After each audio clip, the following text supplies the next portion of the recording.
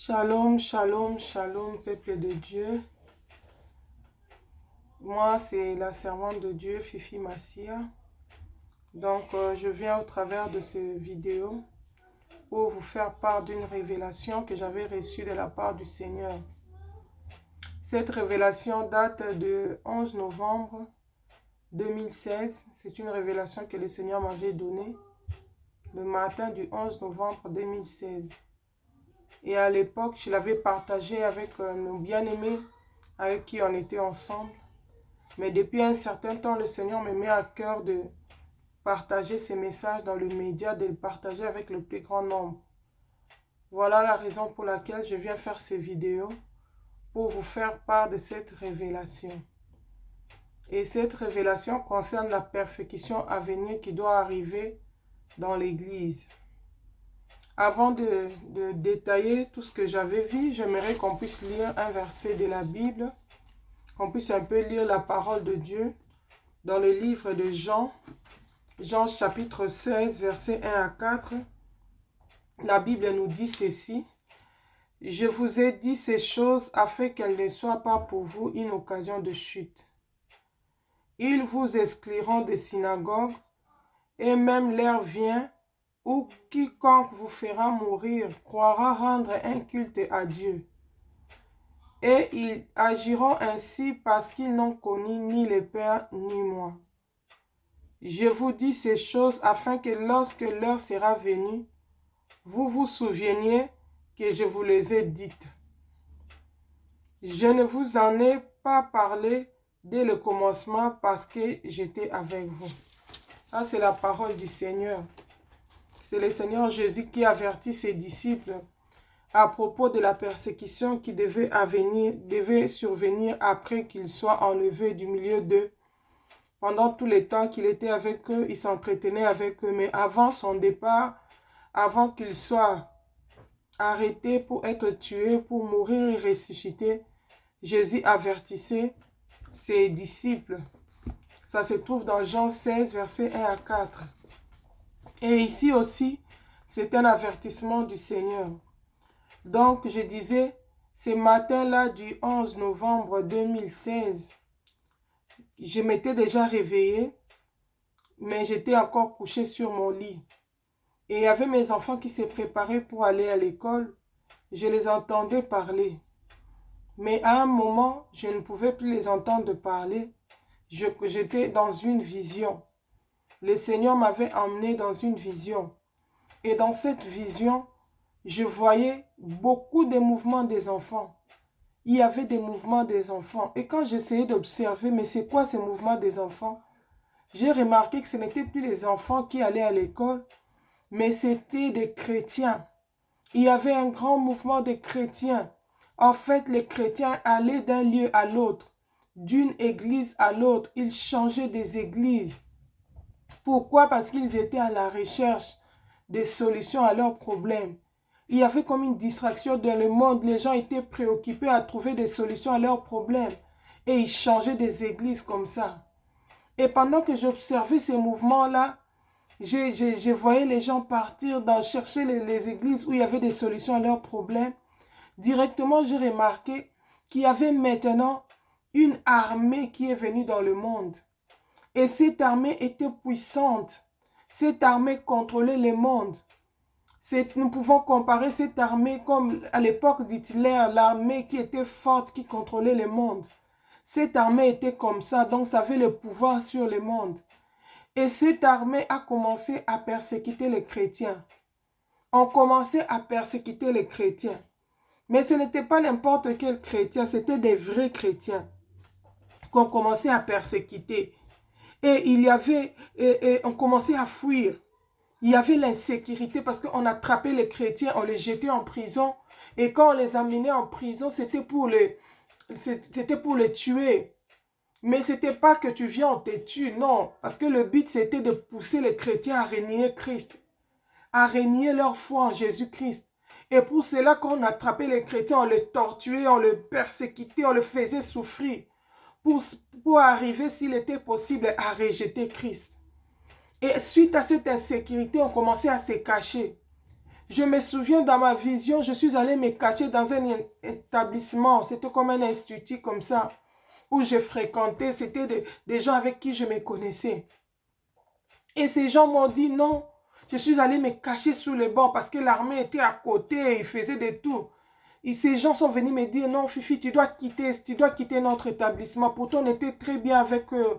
On s'entendait bien. Il dit non, tu dois quitter parce que vous, comme vous êtes poursuivis, maintenant, si on te garde, nous aussi, on va s'attirer des problèmes. C'était devenu comme si tu gardes les vrais chrétiens. Donc, ça veut dire que tu mets ta vie en danger. Toi, maintenant, tu seras aussi poursuivi. C'est comme ça que les gens commençaient à rejeter les chrétiens.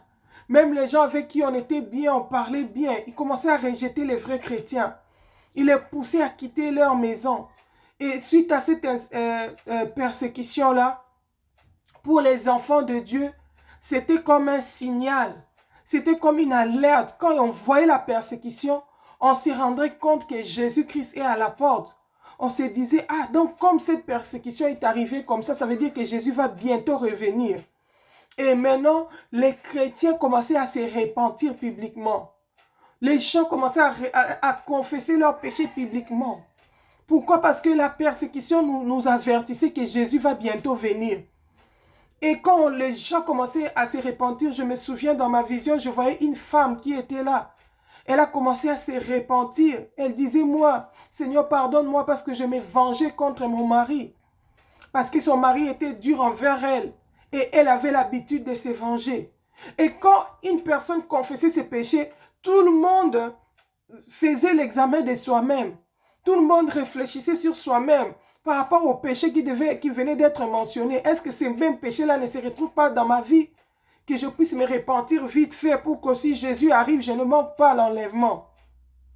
Alors, je me souviens quand cette sœur a parlé que je me vengeais sur mon mari, moi aussi j'ai prié, j'ai dit Seigneur, pardonne-moi. Moi aussi il m'arrivait de me venger. Pardonne-moi Seigneur. Fais-moi grâce que si tu viens, je ne puisse pas rater le royaume des cieux. Et on fouillait comme ça. C'était vraiment la persécution, on fouillait. On fouillait d'un lieu à l'autre. Et il y avait beaucoup de gens il y avait des gens dans cette, parmi ces chrétiens-là. J'ai aussi aperçu mon mari qui est le pasteur bienvenu. Il était aussi dans ma vision. Il était aussi un leader. Autour de lui, il y avait quelques personnes. Ce n'était pas beaucoup de gens, il y avait quelques personnes avec qui on s'est sanctifié, les chrétiens sanctifiés qui craignaient Dieu, qui se cachaient, on priait dans les maisons, on fouillait la persécution. Et à cause de cette persécution, il y avait beaucoup de gens. La persécution était tellement rude qu'il y avait beaucoup de gens qui commençaient à abandonner. D'autres femmes enceintes abandonnées, ils disent, je ne peux plus supporter. Je suis enceinte avec les enfants comme ça, je vais faire comment? Avec cette grossesse, je n'arrive plus. Ils abandonnaient. Et quand quelqu'un abandonnait la foi, quand quelqu'un abandonnait la sainteté, il fallait s'écarter de lui. Pourquoi? Parce qu'il devenait quelqu'un traître. Il devenait quelqu'un qu'on peut utiliser pour vous dénoncer. Parce que la personne qui était avec vous connaît là où vous vous réunissez. Et il a les informations sur vous. Il peut facilement vous dénoncer. Je crois si on lit dans la parole de Dieu, dans le livre de Jean chapitre 18, versets 1 à 5, on nous montre là-bas que Judas, la Bible dit, Judas qui les livrait connaissait l'endroit parce que Jésus et ses disciples s'étaient souvent rendus. Judas qui avait livré Jésus connaissait, il avait l'habitude d'aller avec Jésus, prier dans ces jardins-là de Gethsémane. Ces jours-là, c'est lui qui connaissait, c'est lui qui avait conduit les soldats. Alors c'était aussi comme ça avec nous. Toute personne qui a abandonné la sainteté, toute personne qui a abandonné la vie chrétienne, on devait se détourner de lui. On devait s'éloigner de lui parce qu'il devenait un danger. Il pouvait nous dénoncer. Et dans notre fuite, pendant qu'on priait, il y a eu un message qui est venu de la part de Dieu. Une prophétie, la voix de Dieu s'est fait entendre. Le Seigneur nous a dit, ne fouillez pas seulement, mais allez évangéliser. Et dans la prophétie en question, nous devions aller évangéliser dans le siège de cette armée-là. Et dans ces messages, c'était comme si les sièges de cette armée-là, c'était l'église catholique. Et on nous a dit, le Seigneur nous a dit, allez dans cette église catholique, d'aller en siège là-bas pour évangéliser. Ne fouillez pas seulement, mais allez évangéliser. Pour gagner ne fût-ce que les restes des gens qui peuvent être sauvés, qui se retrouvent encore là-bas. C'était vraiment une mission suicide. Mais on devait décider. Je me souviens dans la vision quand on a entendu ça. Mon mari m'a dit, elle m'a dit, chérie, je suis prête à partir. S'il arrivait que je meure dans cette mission, on se retrouve au ciel. Quand il m'a dit ça, mon cœur a bougé. J'étais triste, je l'ai serré dans mes mains, j'ai commencé à pleurer. Moi aussi, j'avais pris la décision. J'ai dit, moi aussi, j'ai pris la décision. Je suis prêt à partir. Si je dois mourir, que je meure. Mais j'ai choisi d'obéir au Seigneur. Bien-aimé, la Bible dit, celui qui voudra sauver sa vie la perdra. Mais celui qui acceptera de la perdre pour le Seigneur le retrouvera. Alléluia. Marc 8, verset 31-38 nous dit ça. Celui qui aura honte de l'évangile, Jésus aura aussi honte de lui quand il va revenir. Alors on avait pris la décision de partir, sachant que c'était la vie ou la mort. Nous nous sommes subdivisés en 2 groupes. Moi, j'étais dans un autre groupe, mon mari avec d'autres gens dans l'autre groupe. Et dans cette vision, on m'a dit que notre groupe devait précéder. Et nous nous sommes infiltrés, nous sommes allés même jusque dans le siège de cette armée-là. Je vois encore dans ma vision, c'était une église catholique comme un monastère comme ça. Nous sommes entrés dedans. Et quand nous sommes entrés dedans, il y a eu l'alerte qui a sonné.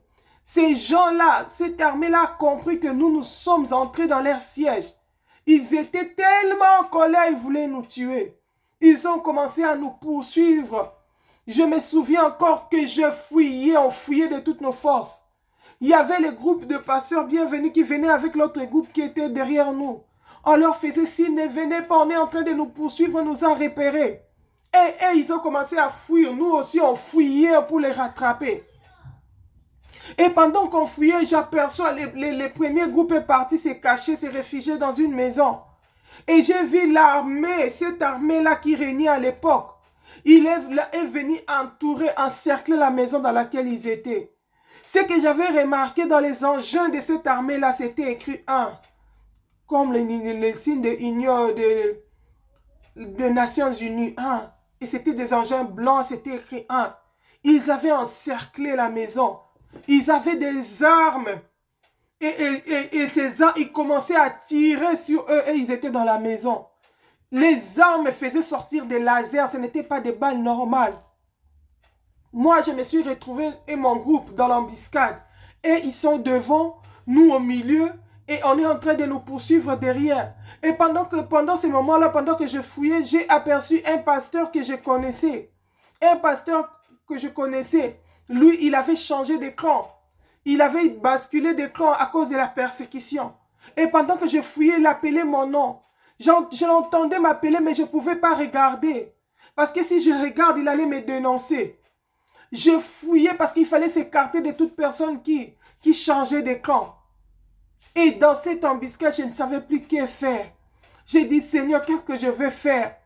Et pendant que j'étais dans l'émotion, j'ai entendu une voix qui me dit, peut-être tu ne vas pas mourir dans cette persécution. Comme la persécution qui s'est passée à l'époque de Paul. Il n'était pas mort, on l'avait emprisonné, finalement on l'avait libéré. Peut-être cette persécution ne va pas te tuer. Et quand j'étais en train de prononcer ces phrases, soudain mes yeux se sont ouverts. J'ai recommencé à écouter la voix de mes enfants qui parlaient. Et quand j'étais dans tous les états, parce que c'était comme quelque chose que je venais de vivre, mon cœur battait très fort, ma tête tournait, j'étais dans l'émotion, je tremblais. Et j'entends au-dedans de moi, c'est le moment pour vous de préparer vos enfants. Parce que si cette persécution arrive, est-ce que vos enfants vont faire face à cela? Seront à mesure de faire face à cela?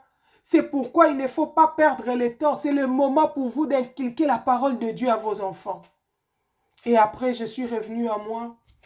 Je me suis levé, j'ai appelé mon mari, j'ai commencé à l'expliquer. C'est que le Seigneur venait de me montrer. Et aujourd'hui, comme le Seigneur m'a recommandé de les faire, voilà pourquoi je suis venu au travers de cette vidéo, pour les partager avec toi, ma soeur, mon frère, qui aura l'occasion de me suivre. Oui, Jésus-Christ est en train de revenir. Mais sachant qu'avant le retour de Jésus, il y aura une persécution qui va s'élever contre le chrétien. Les vrais chrétiens. On ne persécutait pas tout le monde, c'était que le vrai chrétien. Et cette armée était en colère. J'avais remarqué qu'ils persécutaient plus les femmes que les hommes. Plus les femmes qui étaient dépouillées, qui étaient dans la sainteté, ils étaient plus persécutés. Bien-aimés, la persécution arrive, c'est le temps pour nous de nous préparer, de vaquer dans la prière. Jésus a dit, veillez et priez pour ne pas tomber en tentation. Là où on a lu au début, où on nous montre que Jésus les exhortait, il dit, je vous dis ces choses, je vous dis ces choses, il dit, les gens vous mettront en prison. Dans Jean 16, verset 1, où j'avais lu, je vous ai dit ces choses, afin qu'il ne soit pas pour vous une occasion de chute. Ils vous excluront des synagogues, et même l'heure vient où quiconque vous fera mourir croira rendre un culte à Dieu. Et ils agiront ainsi, parce qu'ils n'ont connu ni le Père ni moi. Ce ne sont pas seulement des phrases que nous lisons dans la Bible, mais ce sont des phrases qui vont se réaliser. Alors ma soeur, mon frère, prépare-toi. Prépare-toi à faire face à la persécution qui va arriver. Pour conclure, je vais lire les versets de Marc 8. Marc 8, 31 à 38. Je vais lire ça pour conclure. La Bible nous dit ceci. Je suis dans Marc 8, 31 à 38. Alors il commença à leur apprendre qu'il fallait que le Fils de l'homme souffrit beaucoup, qu'il fut rejeté par les anciens, par les principaux sacrificateurs et par les scribes, qu'il fut mis à mort et qu'il ressuscita 3 jours après. Il leur disait ces choses ouvertement. Je vais sauter, je vais lire au verset 34. La Bible dit, puis ayant appelé la foule avec ses disciples, il leur dit, si quelqu'un veut venir après moi, qu'il renonce à lui-même, qu'il se charge de sa croix et qu'il me suive. Car celui qui voudra sauver sa vie la perdra. Mais celui qui perdra sa vie à cause de moi et de la bonne nouvelle la sauvera. Et que sert-il à un homme de gagner tout le monde s'il perd son âme? Que donnerait un homme en échange de son âme? Car quiconque aura honte de moi et de mes paroles au milieu de cette génération adultère et pécheresse, le Fils de l'homme aura aussi honte de lui, car il viendra dans la gloire de son Père avec les saints anges. Jésus revient bientôt, n'ayons pas peur de honte de lui, n'ayons pas peur de souffrir, d'être persécuté pour Jésus. Tenons bon, car il est écrit, celui qui persévérera jusqu'à la fin sera sauvé. Voilà, je veux m'arrêter là. Que le Seigneur bénisse toute personne qui aura l'occasion de suivre cette vidéo. Ne les garde pas pour toi. Partage-les avec le plus grand nombre de gens pour avertir tous les chrétiens sur le retour imminent de Jésus-Christ et sur la persécution qui va précéder l'enlèvement de l'Église. Que le Seigneur vous bénisse. Shalom, shalom.